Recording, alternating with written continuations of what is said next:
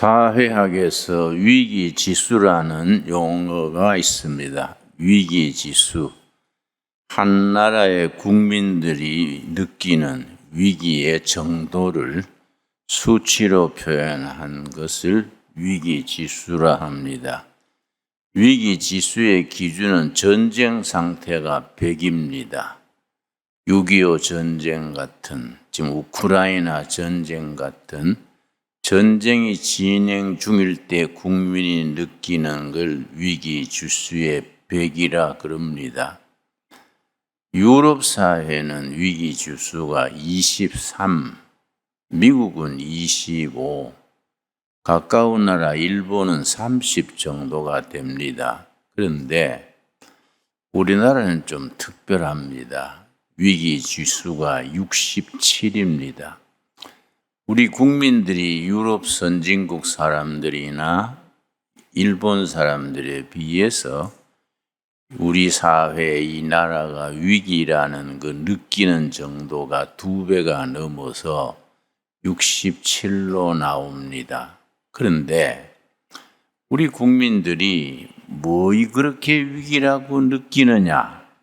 위기를 느끼는 각 부분에 대한 내용이 참 특이합니다. 우리 정부 한 기관에서 수년 전에 위기 지수의 첫째가 뭐이냐, 우리 사회, 국가의 위기라고 생각하는 첫째가 뭐이냐, 둘째, 셋째 몇 순번을 정해서 발표했습니다. 근데 우리 국민들이 느끼는 위기라고 느끼는 내용이 우리 생각하고는 영 다르게 나왔습니다. 무슨 북한 핵이라든지 경제 위기라든지 코로나 팬데믹이라든지 그런 걸 위기의 첫째로 꼽은 것이 아니라 가정의 위기가 첫째입니다. 가정. 우리 국민들이 전반적으로 느끼는 우리 국가 사회 위기의 첫 번째가 북한 핵이다, 무슨 경제 위기다, 이게 아니고 가정의 붕괴, 가정이 흔들리는 것을 위기의 첫째로 꼽았습니다.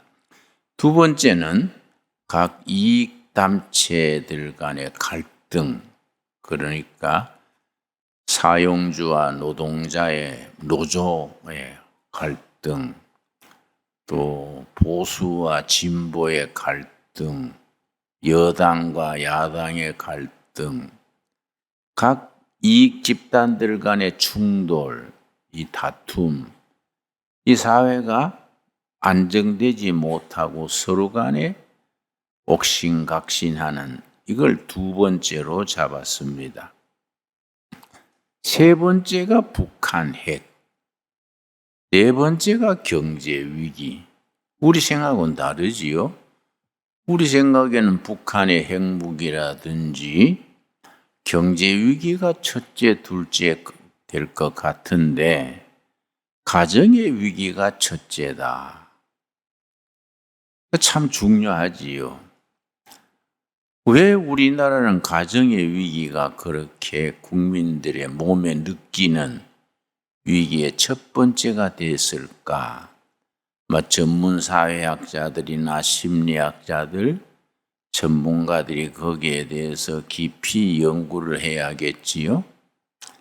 우리 교회는 그런 국민들이 느끼는 위기의식을 극복하는 데에 참 좋은 길잡이가 돼야 됩니다. 우리 기독교 복음의 핵심이 뭡니까? 마태복음 11장 28절, 29절에 예수님께서 말씀하시기를 수고하고 무거운 짐진 자들아 다 내게로 와라. 내가 너희를 쉬게 한다. 참 귀한 말씀이지요. 기독교 복음을 가장 쉽게 짧게 표현한 내용 중에 하나입니다. 수고하고 무거운 짐진 자들, 스트레스 받고 위기의식을 느끼고 신경이 약해지고 요즘은 또 공황장애라는 증상이 많습니다. 교회 권사님이고 안수 집사님이고 멀쩡한데 남 모르는 고생을 하는 겁니다. 이 가슴이 울렁거리고 현기증이 나고 뭔가 몸이 폭발해 볼 것 같고 답답한 거지요. 응? 그럼 우울증이 참 많습니다. 이런 것들이 자기 위기를 자기가 긍정적으로 승화시키지 못해서 신체적으로 그게 나쁜 반응이 나타나는 겁니다. 그래서 우리가 이런 위기를, 가정의 위기, 이걸 어떻게 극복해 가느냐. 우리 사회가 너무 빨리 발전했지요. 내 살아생전에 보릿고개를 넘어서 농경시대에서 산업화시대에 거쳐서 정보산업시대를 거쳐서 지금에 오기까지 한 사람의 평생에 고비고비를 겪으면서 여러 가지 가정이 흔들리게 됐습니다. 그러니까 지난해부터 우리나라에 보이지 않는 위기 중에 하나가 지난해부터 인구가 줄어드는 겁니다. 인구가 감소되니까 어려운 문제지요. 또 교회도 위기지요. 유엔주일 학교가 잘 안 되는 거지요. 또 중고등부가 아주 잘 되지 않습니다. 이런 것들이 또 교회의 위기라 하겠습니다. 창세기 2장 18절 말씀 보겠습니다. 창세기 2장 18절. 하나님께서 사람을 지으시고 그 다음에 가정을 세우게 하셨습니다. 창세기 2장 18절 말씀. 여호와 하나님이 이르시되 사람이 혼자 사는 것이 좋지 아니하니. 여러분, 아담은 남자란 말이 아닙니다. 아담이 사람입니다. 사람. 아담 사람이 혼자 사는 것이 좋지 않게 보이셔서 내가 그를 위하여 돕는 배필을 지으리라. 돕는 배필이란 말에 줄을 칩시다. 돕는 배필. 돕는 배필이란 말이 참 중요합니다. 남편은 나가서 직장 다니고 아내는 살림살이하고 자녀 키우고 뭐 빨래하고 청소하고 그런 돕는 배필이 아닙니다. 이 성경의 돕는 배필은 천국까지 영혼의 순례길을 같이 걸어가는 믿음의 동지, 돕는 배필입니다. 어떻게 표현하느냐 하면은 아담이 구덩이에 빠졌습니다. 혼자서 못 나와요. 하나님께서 코끼리나 원숭이를 통해서 건져낸 것도 아니고 하나님이 직접 구해낸 것이 아니고 하와 아내가 구덩이에 밧줄을 던져주고 아담씨 그쪽 끝을 잡으세요. 내가 나오도록 당겨드리겠습니다. 이 돕는 배필입니다. 또 하와 아내가 구덩이에 빠졌으면은 남편 아담이 구해내는 이 돕는 배필입니다. 우리 천국까지 같이 가는 길동무고 협력자고 믿음의 동지가 이게 돕는 배필이지요. 그래서 그 다음 21절 말씀. 여호와 하나님이 아담을 깊이 잠들게 하시니 잠들매 그가 그 갈빗대 하나를 취하고 살로 대신 채우시고 이제 여자를 만드실 때에 아담을 잠들게 하시고 갈빗대 하나를 뽑으셔서 여자를 지으셨다. 그게 말하자면은 인류 역사에 처음 등장한 외과 수술이라 하겠지요. 갈빗대를 가지고 여자를 지으셨다. 그런데 우리가 유엔주일학교 다닐 때 내 모교회가 경북 청송 복동교회라는 교회가 모교회인데 유엔중학교 때 선생님이 이걸 가르치면서 갈빗대를 만져보게 하더라고요. 남학생 여러분, 갈빗대를 만져보세요. 한쪽에 하나가 모질입니다. 우리가 또 열심히 헤아려 봤지요. 헤아리다가 뭐 잘 못 헤아리겠더라고요. 근데 참 그거는 선생님이 좀 오버한 거지요. 뭐 갈빗대가 모자라는 게 아니고 영적 의미가 있습니다.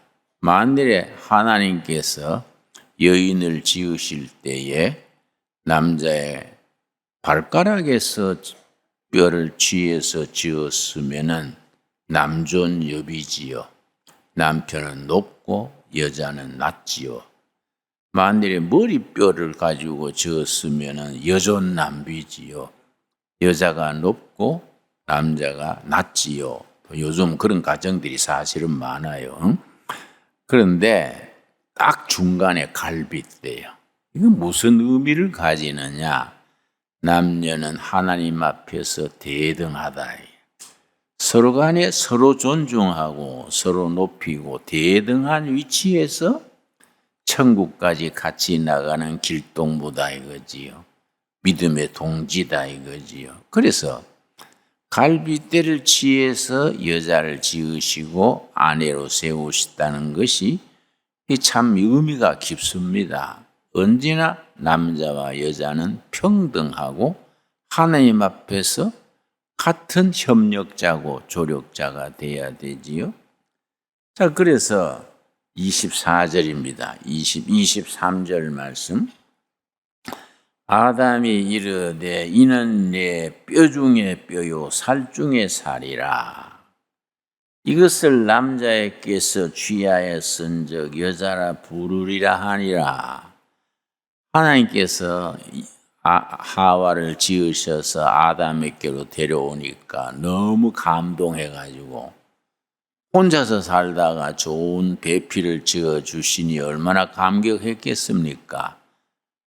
내 뼈 중에 뼈요 살 중에 살이다. 이 문장을 인류 역사상 맨 처음 나온 시라 그럽니다. 시. 인간 역사에 처음 등장한 시가 남자가 여자를 볼 때 찬양하는 내 뼈 중에 뼈요 살 중에 살이다. 막 끝내준다. 뭐 그런 얘기겠지요. 응? 여러분 각자 아내를 그렇게 볼 수 있기를 바랍니다. 옆에 앉아 있으면 한번 새로 쳐다보십시오. 응? 뼈 중에 뼈요 살 중에 살이다. 응? 그러면 또 부인이 이걸 고맙습니다 해야지. 당신 죽을 때 됐나? 왜 이러노? 이렇게 하면 그러면 참 집안이 이상하지요. 예. 그래가지고 24절 말씀, 24절. 이러므로 남자가 부모를 떠나 그의 아내와 연합하여 둘이 한 몸을 이룰지로다. 부모를 떠나서 결혼해서 남편과 아내가 하나가 돼서 그 다음에 부모를 버리는 거지, 섬기는 거이지요. 요즘은 부모를 섬기는 걸 잘 소홀히 하는 분들이 많아요. 나도 9년 전에 어머니가 소천하셨는데 제가 지금 마음에 참 알끈해요. 그렇게 고생하시다가 좀 편해지실 때 돌아가셨구나. 우리 어머니 지금 계시면 내가 굉장히 효도할 것 같은데 그때는 뭐이 바쁘다고 1년에 한 번 찾아뵙도 않고 전화도 자주 드리지 않고 내가 참 잘못했다. 여러분 부모님 살아계실 때에 자주 찾아뵙고 전화드리고 효도하기를 바랍니다. 그게 우리가 영적으로 축복받는 길입니다. 우리 오늘 읽은 본문 말씀 에베소서 6장 보겠습니다. 에베소서 6장. 가정에 대해서 참 귀한 권면의 말씀이 있습니다. 지난달에 가정의 달이랬는데 우리가 6월 달만 가정의 달이 아니고 계속 우리가 가정의 달이 돼야지요. 6장 1절. 자녀들아 주 안에서 너희 부모에게 순종하라. 이것이 옳으니라. 부모에게 순종해라. 부모 순종하면 무슨 복을 받느냐? 2절입니다. 6장 2절. 너 아버지와 어머니를 공경하라. 이것은 너희의 약속 있는 첫 계명이니. 약속 있는 첫 계명이라는 말은 10계명 중에서 1번부터 4번까지는 여호와 하나님에 대한 계명이고 사람에 대한 계명은 5번부터 10번까지가 이제 사람에 대한 계명인데 그 첫 번째가 뭡니까? 5계명이 너 부모를 공경하라. 이게 약속 있는 첫 계명이다. 그래서 그렇게 부르는 겁니다. 3절. 이로써 너가 잘되고 땅에서 장수하리라. 땅에서 성공하고 장수하고 건강을 누리고 살다가 천국으로 가는 복이 어디서 오느냐? 부모를 지성으로 공경하면은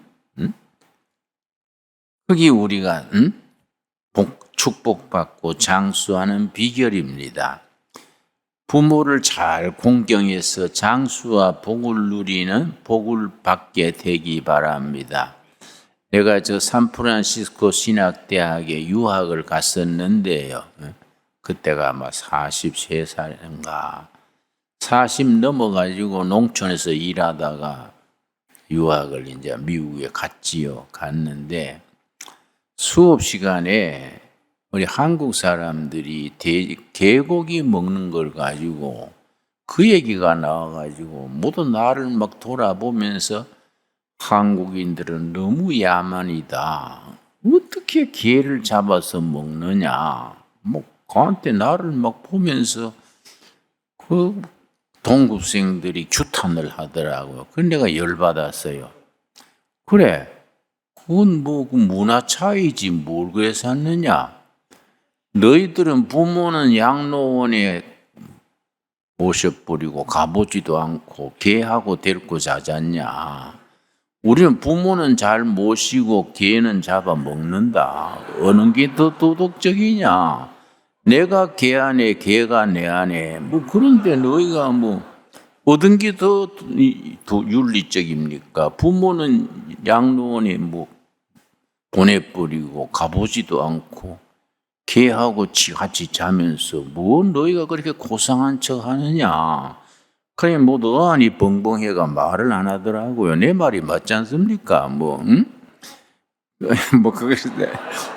그런데 부모를 공경하는 것이 장수와 축복의 비결이다. 여러분 부모님 살아 계실 때 꼭 실천합시다. 예, 그러고 부모에 대해서 자식에 대해서 뭐라 그랬냐면은 4절입니다. 4절. 또 아비들아 너희 자녀를 노엽게 하지 말고 오직 주의 교훈과 훈계로 양육하라. 자녀를 노엽게 하지 말고 그게 줄을 칩시다. 자녀를 노엽게 하지 말고의 원문의 뜻은 자녀로 하여금 스트레스 받지 말게 해라. 막 엄하게 가르친다고 자녀 상처 주고 그 부모한테 상처받은 자녀들이 많습니다. 자녀를 노엽게 하지 말고 이 말이 참 중요합니다. 자식들한테 소리를 빽빽 지르고 기죽이고 내한테서 어떻게 이런 자식이 낳냐 하고 막 그런 부모들이 있지요. 그 자녀들에게 상처 주면요 그게 쌓여가지고 자녀들에게 트라우마, 상처가 돼가지고 그 병이 되지요. 그러니까 자녀들한테 늘 노엽게 상처 주고 하지 말고 자녀들과 부모 간의 깊은 대화, 서로 가정이 화목한 가정을 이루어야 되지 않겠습니까? 여러분 요즘은요 가정학은 이제 가정학도 있지만은 새로 대두하는 학문이 가족학입니다. 가족학. 가정학은 주택, 음식, 의복, 뭐 가정 환경 이런 게 가정학의 주제인데 가족학은 가족들 간의 인간관계지요. 부부관계, 부모-자식 관계, 시아버지, 시모, 며느리 관계, 사위와 장모의 관계, 이 관계가 가족학입니다. 그런데 시대의 변화에 따라서 가정학보다도 가족학을 아주 지금은 중요시합니다. 그런데 미국의 가족학 중에 아주 선구자적인 분이 버지니아 사티어라고 해요. 버지니아 사티어. 우리 서점에 가면은 아름다운 가정 이런 책이 나와 있습니다. 아마 지금 서점 가면 살 수 있을 겁니다. 버지니아 사티어 교수가 가정 문제에 대해서 가장 입문서로서 행복하고 건강한 가정의 입문서로서 쓴 책이 아름다운 가정 이런 책인데 그 서두에 썼어요. 모든 가정 문제 수십 가지 100가지 200가지 안 되겠습니까?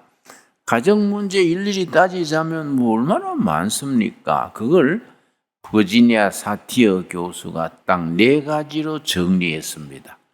모든 가정 문제는 요 4가지에 해당된다.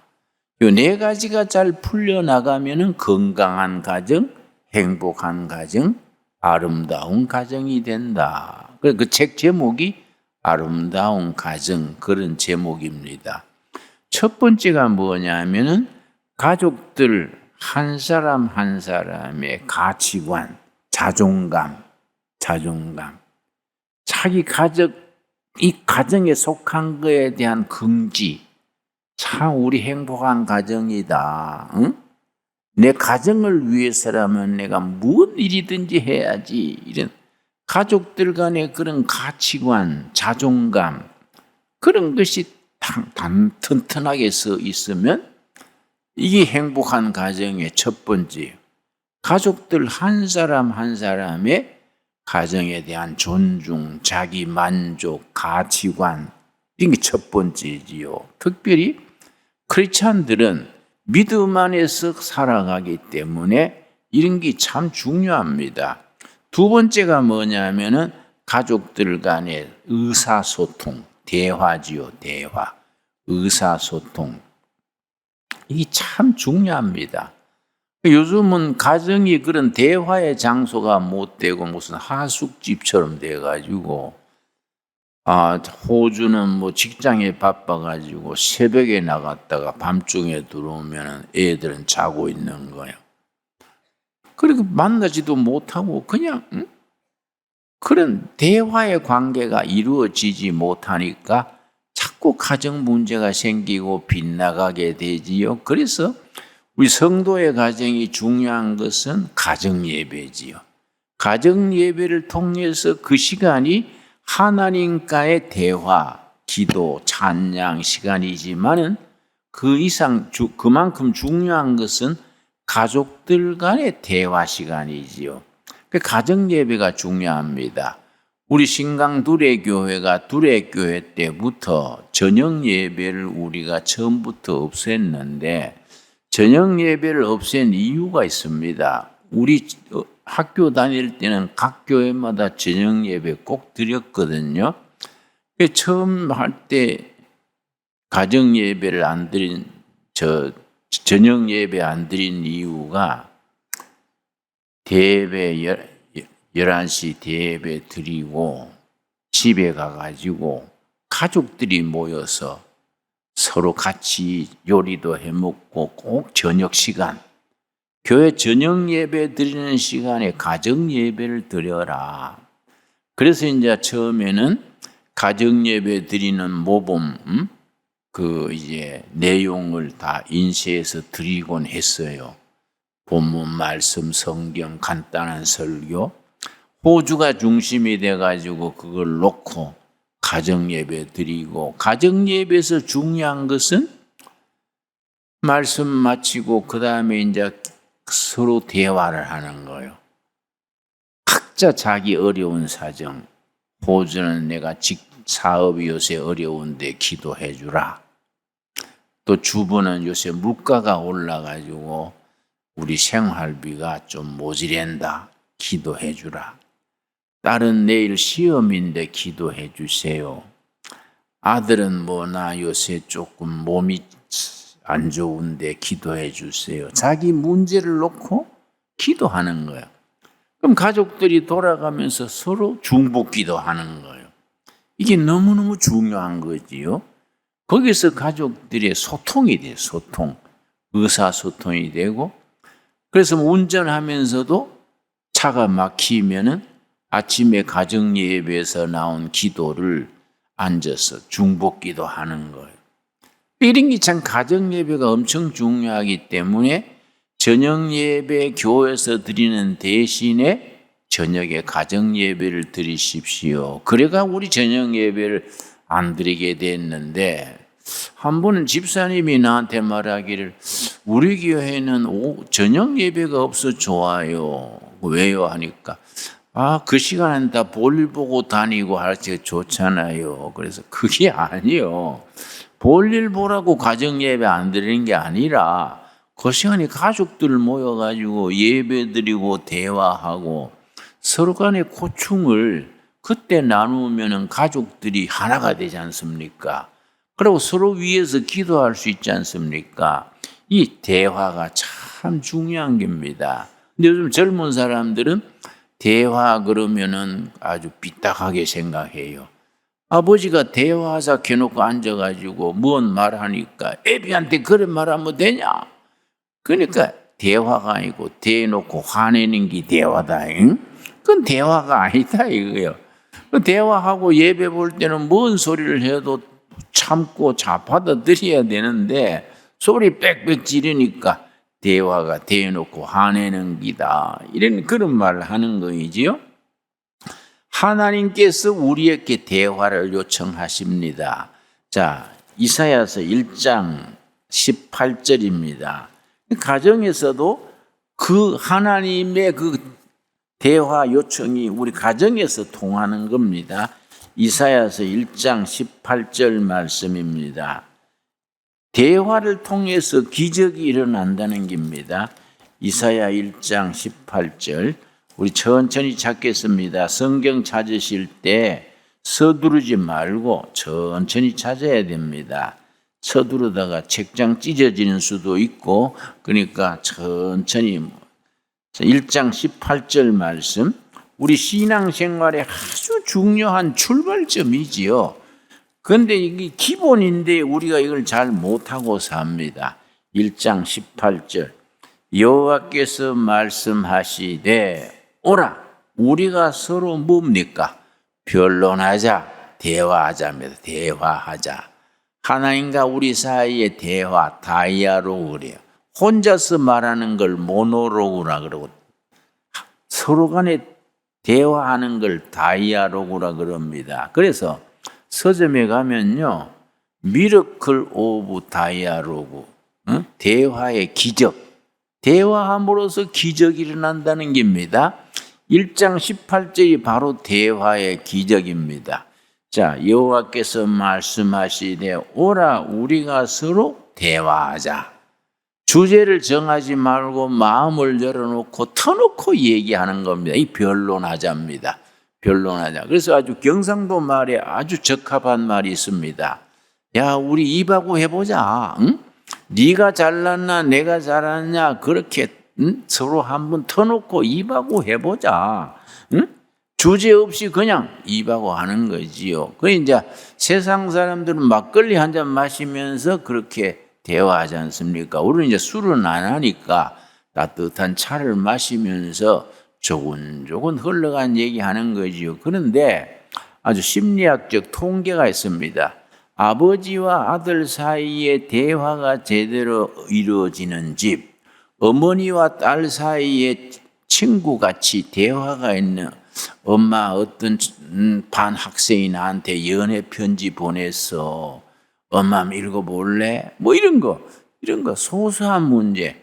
이런 거 있는 가정은 자녀들이 문제가 안 생긴다는 겁니다. 언제부터 문제가 생기느냐? 아버지, 아들, 엄마, 딸, 부모 사이, 자식 사이에 대화가 막히면서부터 자녀들이 빗나가기 시작한다는 겁니다. 그래서 이 대화라는 것이 참 가정이 화목하고 행복한 가정을 이루는데 이 대단히 참 중요한 거이지요.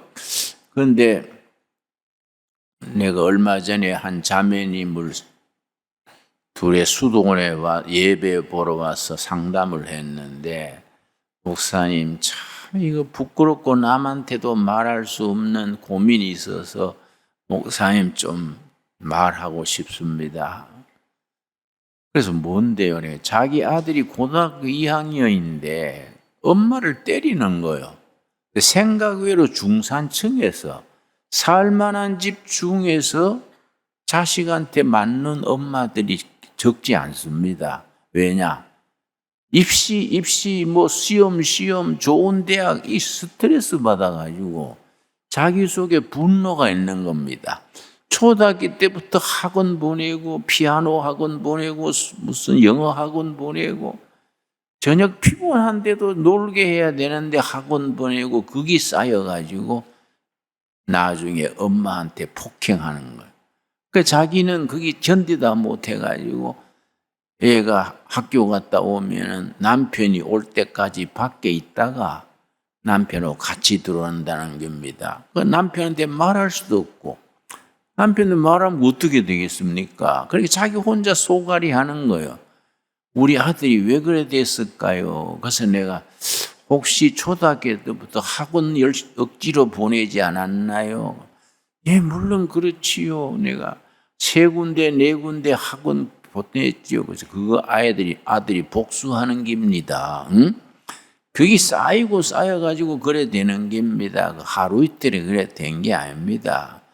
그걸 너무 윤리적으로 나쁘게 생각하지 말고 같이 손잡고 기도하면서 쌓인 응어리를 그걸 트라우마 그래요. 성경에서는 쓴뿌리 그걸 서로 믿음으로 사랑으로 풀어나가서 그걸 치유해야지 나쁜 놈, 죽일 놈 이 나가면 안 됩니다. 구약 시대에는요, 아주 민수기, 신명기 이런 데 있습니다. 부모를 때리는 자는 사형에 처할지어다. 그렇지만 대한민국에 사형 받아야 될 자녀들이 뭐 적지 않겠지요. 이게 다 가리워진 비밀입니다. 가리워진. 근데 그분이 구원사님, 좋은 구원사님이에요. 그 아들도 좋은 학교 다니고 남편은 대학 교수요. 그런데 그렇게 자식이 엄마를 때리는 거예요. 그걸 우리가 도덕적으로 좋다 나쁘다 판단하면 안 돼요. 그 병이 들어있는 마음이지요. 이런 것이 우리가 대화를 통해서 하나님이 우리에게 대화를 요청하시는 겁니다. 어떤 기적이 일어나느냐? 1장 18절 말씀. 이사야서 1장 18절 우리 한번 소리내서 같이 읽겠습니다. 너희가 즐겨 순종하면 땅의 아름다운 18절이지요. 자, 여호와께서 말씀하시되 오라 우리가 서로 변론하자. 너희의 죄가 주홍 같을지라도 눈과 같이 희어질 것이요 진홍같이 붉을지라도 양털같이 희게 되리라. 여러분, 우리 신강두레교회 교인들은 이 말씀만큼은 암송해야 됩니다. 이 김진홍 목사 이름이 나오니까 여러분 꼭 이 암송해야 안 되겠습니까? 그게 의리가 아닐까요, 여러분? 응? 참 중요한 말씀입니다, 여러분. 하나님과 우리 사이의 변론, 대화를 통해서 기적이 일어난다. 진홍같이 붉은 죄가 양털같이 휘어지고 주홍같이 허물이 다 사해져서 다 없던 걸로 된다.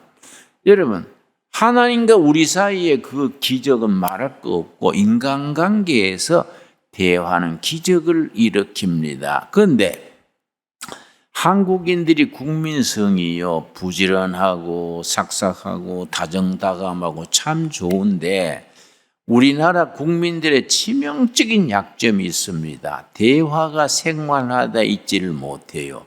이게 우리 사회의 큰 약점입니다. 대화가 안 되니까 자꾸 부딪히게 되고 그렇습니다. 그런데 철학자 중에 소크라테스라는 시랍의 아테네 철학자가 있었는데 그 사람의 교육 방법이 대화법입니다. 그걸 삼파술이에요. 삼파술. 뭐라고 생각했느냐 하면은 산모가 아기를 낳을 때 옆에서 도와주지요. 아기 출산 잘하도록. 소크라테스의 교육법을 삼파술 그랬는데 청년들 속에 있는 고민, 지식, 가능성을 대화를 통해서 끄집어내 준다. 응? 산파가 산모의 아기 낳는데 도와주듯이 각자 속에 있는 가능성, 잠재된 능력, 고민, 아픔을 스승이 돼가지고 대화를 통해서 끌어내 준다. 그래서 삼파술이라 그랬습니다. 예수님이 그 방법을 너무나 잘 쓰셨지요. 예수님이 12제자와 3년간 같이 지나시면서 꼭 동생들 같이, 형제 같이 대화했지 않습니까? 예수님의 교육 방식이 대화법입니다. 예를 들어 마태복음 16장 15절에 제자들한테 너희는 나를 누구라 하느냐? 베드로가 척나서가 주는 그리스도시요 살아계신 하나님의 아들이로소이다. 야, 니 그 말 잘했다. 니 제주로 그 말한 게 아니다. 성령님이 그렇게 깨닫게 해주신 거이다. 그리고 예수님이 대화, 공중 나는 참새를 봐라. 응? 들에 핀 백합화를 봐라. 아주 평범한 수준에서 대화로서 깊은 진리로 이끌어 주신 것이지요. 그러니까 우리 가정에, 교회에서 그게 생활화가 돼야 됩니다. 그래서 우리 속에 있는 세상에서 받은 짜증, 응어리 이런 거. 근데 부모들이요, 이 참 부부간에 이 대화가 부족합니다. 직장 생활이 얼마나 힘듭니까? 들어가지고 밤 늦게 일하고 들어오면 아내가 아이고 수고했습니다 하면 좋은데 상체를 놓고 다 식어 빠지도록 왜 늦게 들어요? 소리를 빽지르면 남편은 지쳐 있는데 아내가 인상 쓰면 좋겠습니까? 어따 못생긴 얼굴에 인상부터 쓰는 거요. 그럼 뭐 잘생긴 여자한테 가지. 이러면 또 밥사이 날아가고 안 그렇습니까? 그러니까 그 부부가 그래 부부 생활하면 안 돼요. 그게 남편이 밤 1시에 들어와도 아이고 여보 처자식 위해서 얼마나 고생합니까? 2시고 3시고 그렇게 참 들어오면 내가 항상 상체를 놓고 기다릴 테니까 여기 식사하세요. 이러면 안 그러다 그러면 남편이 누이시둥부려주고 이 사람이 죽을 때가 됐나 왜 이러노? 응? 거기서부터 이 가정의 평화가 시작되는 거 아닙니까? 안 그렇습니까? 여러분 자녀 키울 때 무슨 위기냐 하면은 얘가 학교 갔다가 올 시간 지났는데 안 왔어요. 얘가 오늘 왜 늦어지나 하고 지방에 가보니까 이미 와 있어요. 보통 학교 갔다 오면 엄마한테 엄마 왔어요 하고 방에 들어가지 않습니까? 근데 엄마들이 센스가 없으면은 그럴 때 문제가 있는 거예요. 애가 왔는데 엄마한테 왔다는 얘기 안 하고 지방에 바로 들어가 버렸거든요. 엄마가 모르고 있는 거예요. 왜 그러냐? 학교에서 왕따를 당했거나 상처 입었거나 뭔가 자기 아픔이 있을 때 세상 만사가 귀찮으니까 엄마한테도 말 안 하고 바로 들어가 버린 거지요. 그럴 때 엄마나 아버지가 불러가지고 차근차근 대화를 해야 되는데 버릇없이 왜 인사도 안 하고 안 들어가냐? 이렇게 버리면 그게 대화가 더 막히지요. 그러니까 가정이라는 것이 그런 이 삶의 보금자리고 세상에서 받은 스트레스를 풀어주고 거기에 새로워지는 안식의 자리가 돼야 됩니다. 그래서 버지니아 사티어 교수가 모든 가정 문제의 문제를 4가지로 정리해서 첫 번째로 뭐라 그랬습니까? 가족들 간의 가치관, 자긍심 이런 기고 둘째는 가족들 간의 대화.